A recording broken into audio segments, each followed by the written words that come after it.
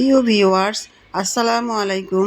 আজকে আপনাদেরকে একটি সেলোয়ার কাটিং করে দেখাবো।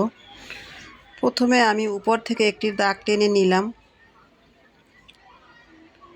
এরপরে 2 ইঞ্চি নিচে আরেকটি দাগ দিব, এটা রাবার লাগানোর জন্য এক্সট্রা নিয়ে নিলাম।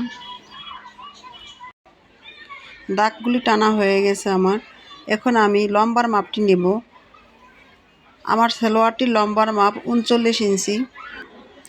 39 ইঞ্চি বরাবর দাগ টেনে নিলাম এবং সেলাই মার্জিনের জন্য এক্সট্রা 2 ইঞ্চিতে আরেকটা দাগ টেনে নিলাম।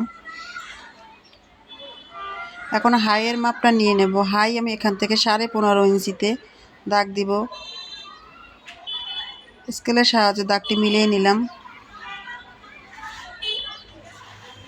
এখান থেকে যেহেতু কোমর আমার 52 ইঞ্চি, তাই 4 ভাগের 1 ভাগ 13 ইঞ্চি।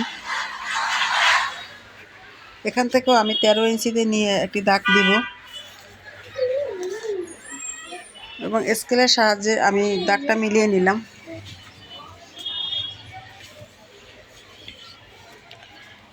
আমি এখান থেকে 2 ইঞ্চি বরাবর একটি দাগ দিব এবং 15 ইঞ্চির অর্ধেক নিয়ে এই দাগটি মিলিয়ে দিব।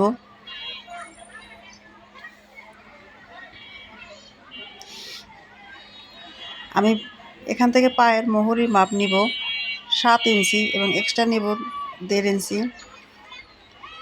এখন স্কেল দিয়ে আমি দাগগুলি টেনে নিলাম।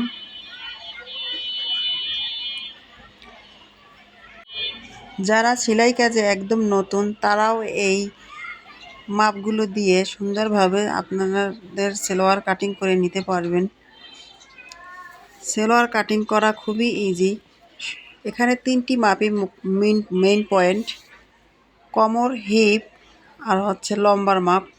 এই 3টা ঠিক থাকলে আপনি যে কোনোভাবেই আপনি সেলোয়ারটা কাটিং করতে পারবেন।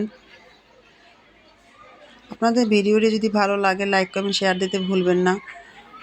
সাবস্ক্রাইব করে পাশে থাকবেন। নিত্য নতুন ভিডিও পেতে বেল আইকনটি বাজিয়ে রাখতে পারেন, যাতে আমি ভিডিও দিলে নোটিফিকেশনটি আপনাদের কাছে যায়। ভিডিওটি অবশ্যই শেয়ার করবেন। আজকে ধন্যবাদ।